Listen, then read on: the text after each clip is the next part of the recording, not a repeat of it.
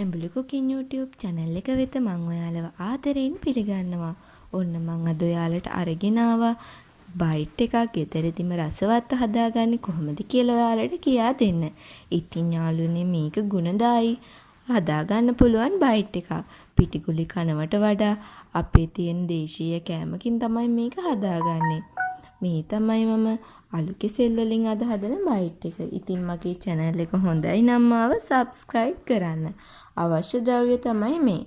අලු කෙසෙල් ගෙඩි 4ක්. පොල් තෙල් අවශ්‍ය වෙනවා.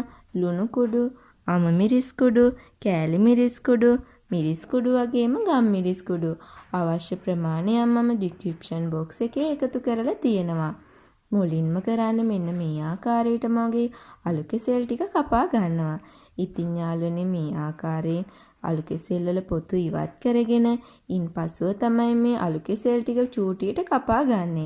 මේක සිහින් වෙන තරමට තමයි අපේ බයිට් එක රසවත් වෙන්නේ. තවත් විශේෂම දෙයක් තමයි යාළුවනේ මෙන්න මේ අලු කෙසෙල් වලින් අපිට රසවත් බයිට් එකක් හදාගන්න පුළුවන්. එහෙම නැත්නම් ඔයාලට මාළු කෙසෙල් වගේ දෙයක් උනත් මේ සඳහා එකතු කරගන්න පුළුවන්. ඔයාලගේ හැඩේ කොහොම වෙනස් වෙන්න කපා ගත්තා සිහින් වෙන්න කපා ගන්න වග බලා ගන්න ඕනි.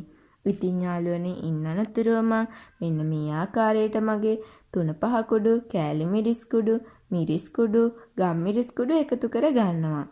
ඉන්පසුව තමයි අවසානයේදී ලුණු එකතු කරගන්නේ. ලුණු කුඩු ඔයාලගේ අවශ්‍ය ප්‍රමාණය අනුව එකතු කරගන්න පුළුවන්. මේ සියල්ලම එකතු කරගෙන මේ මිශ්‍රණය හොඳින් කලවම් කරගන්න ඕනි. මේක හොඳින් කලවම් වෙන්න ඕනි. අපේ මේ මිරිස් කුඩු 3-5 කුඩු මේ සියලුම කෙසෙල් කෑලි වල හොඳින් තවරෙන විදියට. සාමාන්‍යයෙන් හොඳින් තවරලා මේක විනාඩියක් දෙකක් පමණ තියලා අපිට බදින්න ගන්න පුළුවන් නම් තවත් හොඳයි. තවත් විශේෂම කාරණයක් තමයි යාළුවනේ මෙන්න මේ අලු කෙසෙල් වලින් අපිට මේ වගේ රසවත් කෑම හදන්න පුළුවන් කියලා ඔයාලා දැනගෙන හිටියද? ඉතින් දැන් මෙන්න මේ අලු කෙසෙල් ටික ගැඹුරු තෙලේ තමයි අපි බෙද ගන්න ඕනි. ගැඹුරු තෙලේ නැති වුණොත් මේ ටික අපිට හරියට බෙද ගන්න බැරි වෙනවා. ඉතින් මම මෙන්න මේ ආකාරයට තමයි මගේ මේ අලු කෙසෙල් ටික හොඳින් ගැඹුරු තෙලේ බෙදගත්තේ. සාමාන්‍ය විනාඩි 5ක් පමණ සාමාන්‍ය ගින්දරේ මේක බෙද ගන්නවා. එහෙම නැති වුණොත් මේ ටික කළු වෙන්න බලන්න පුළුවන්. අපිට රන්වන් පාට එන තෙක් මේ ටික හොඳින් බෙද ගන්න ඕනි. මම ටික එකතු කරගෙන මගේ සියලුම මේ අලු කෙසෙල් ටික මේ තෙලේ බෙද ගන්නවා. ඉන්පසුව තමයි මම මේක වෙනත් භාජනයකට එකතු කරගන්නේ. ඉතින් ඔයාලට තෙල් ටික බේරෙන්න තෙල් කඩදාසියකට එහෙමත් නැත්නම් තෙල් පෙරෙන භාජනයකට මේ ටික එකතු කරගන්න පුළුවන්.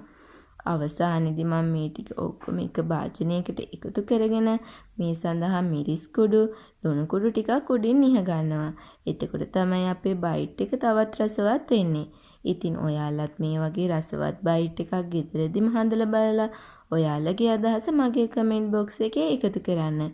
ඕනම අයෙකුට බය නැතුව දෙන්න පුළුවන් රසවත් බයිට් එකක් තමයි මේ. තවත් කාරණයක් තමයි ඔයාලට සැර අනුව චූටි ළමයි ඉන්නවනම් මේකේ ඔයාලගේ සැර අනුව මේ සඳහා මිරිස් එකතු කරගන්නත් පුළුවන්. ඉතින් යාළුවනේ මේ වගේ තවත් රසවත් වීඩියෝ එකකින් මම ඔයාලව හමු වෙන්න එන්නම්.